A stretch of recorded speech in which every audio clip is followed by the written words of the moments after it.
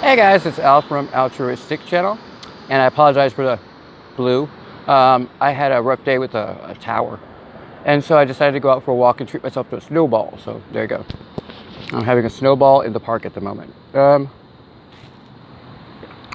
of like an icy, but in the south, so my teeth are going to be blue, and I look like I went down on a Smurf, really.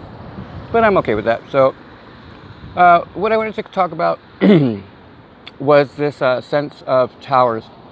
So in the collective conscious, we have this thing where we encounter things in our ascension where they can bring you to a new understanding and level of clarity, and we refer to them as towers because they are not usually very pleasant, and they can pretty much level your life, which I've had a little bit too much of. And so this one was particularly harsh on me, and so I wanted to kind of come out and kind of address the collective, if you will. So there seems to be this notion that towers are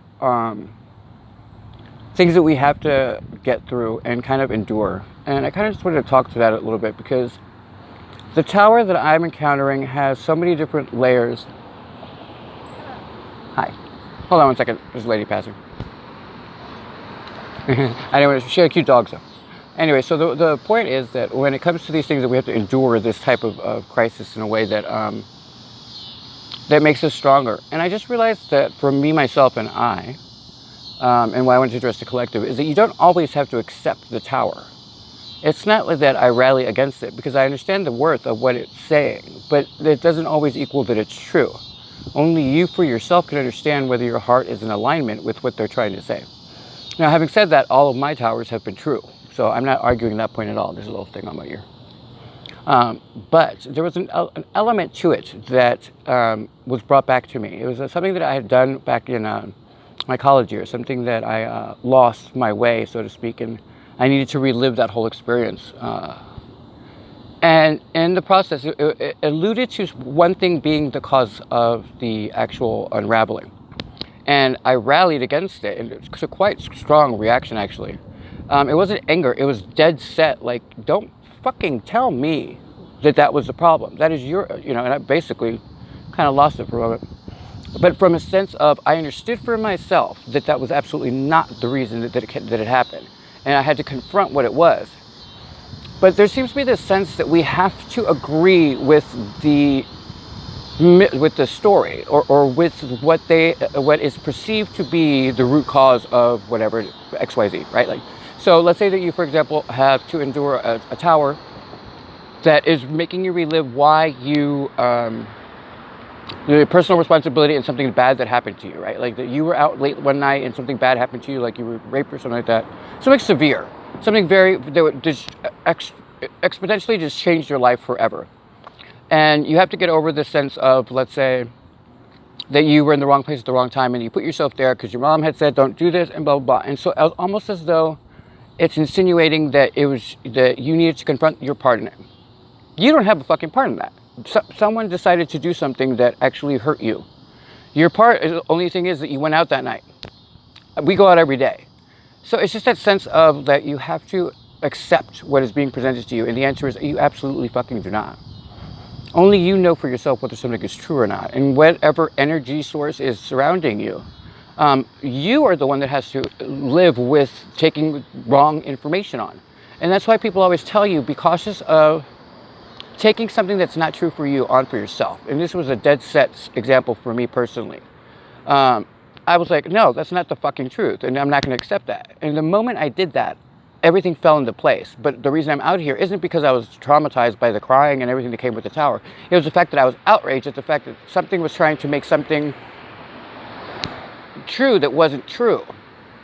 Now, it's not like it's ever meant in a bad way. I'm not, oh shit, my secret's out.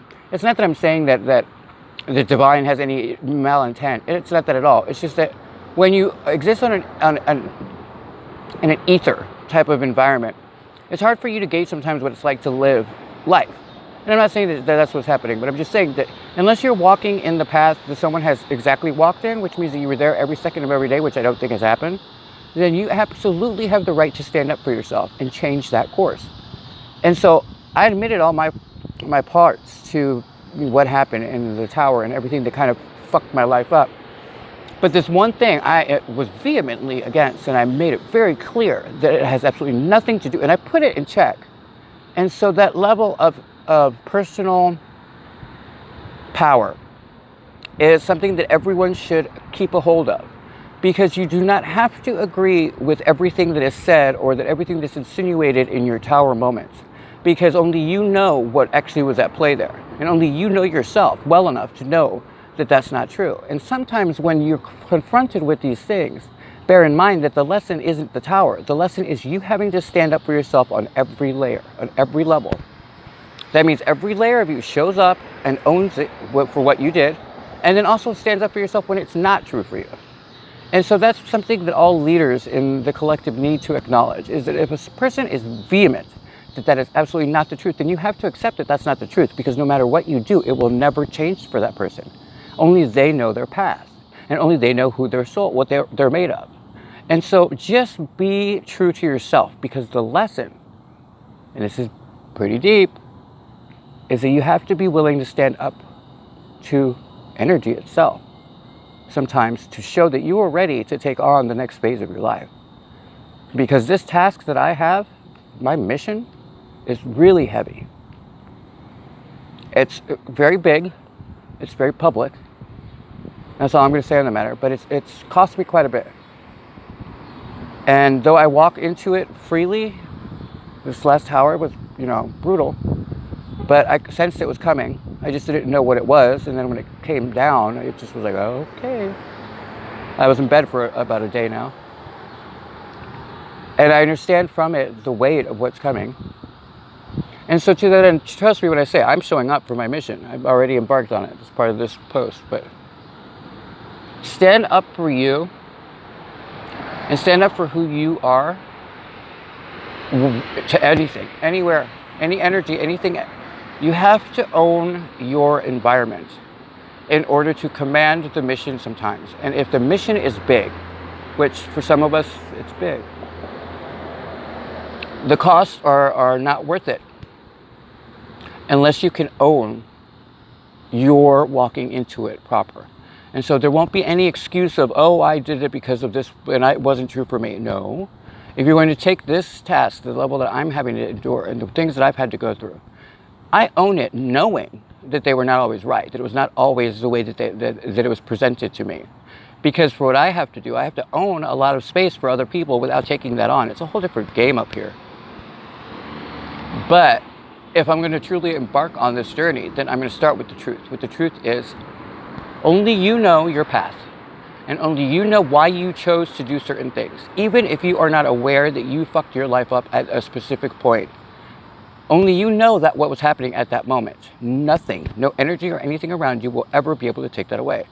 And so if you are embarking on a big mission, you're going to get challenged. And some of it may be false information. And you have to stand up for yourself. Because it's showing you that you may have to do that in real life and in real time, in 3D. You have to be able to go through worlds from this dimension to the other dimensions in the collective.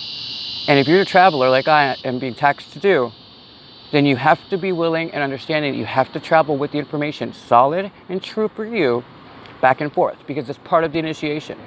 Failure to do so means that you're not ready. So just be advised that you do not have to agree with everything. And that's everything I wanted to say on this particular topic. It's 8:55 as far as this goes. I'm going to end it at 9, so that's all for Altruistic Channel.